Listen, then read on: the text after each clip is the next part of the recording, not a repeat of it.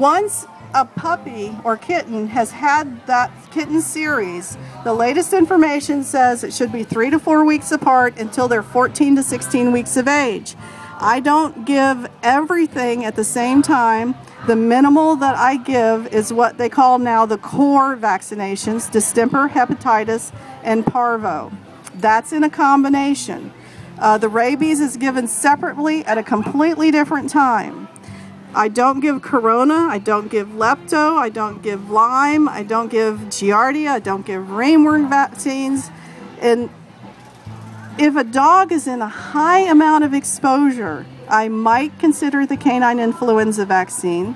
Boarding facilities require the Bordetella kennel cough vaccine, so we have to do what their facility says.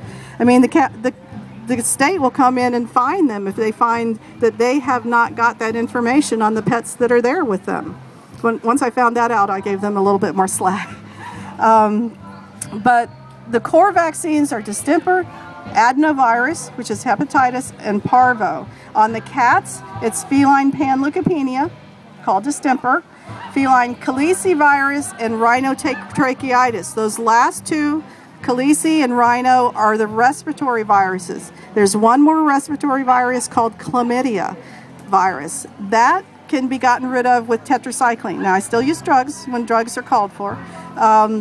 So I don't do chlamydia virus vaccine in the cats. But the idea is to vaccinate them as infrequently as possible to get them protected. The first vaccine that they get might be eaten up by their maternal antibodies that they still have, so they absolutely need at least 2. Preferably the last one is between 14 to 16 weeks of age. The state, or maybe it's county by county, they want the dog or cat to be vaccinated for rabies by 16 weeks of age, 4 months. I try to slide it a little bit further. And you know, we don't want to do anything illegal because rabies is a contagious thing to us, and there has been rabies in our counties, bats, cats, foxes mostly. So it's a possibility, remote, but it's a possibility, and we have to stay legally right on that part. Medical exemptions can be given to those individuals that have had ill effects from vaccination or have chronic disease problems.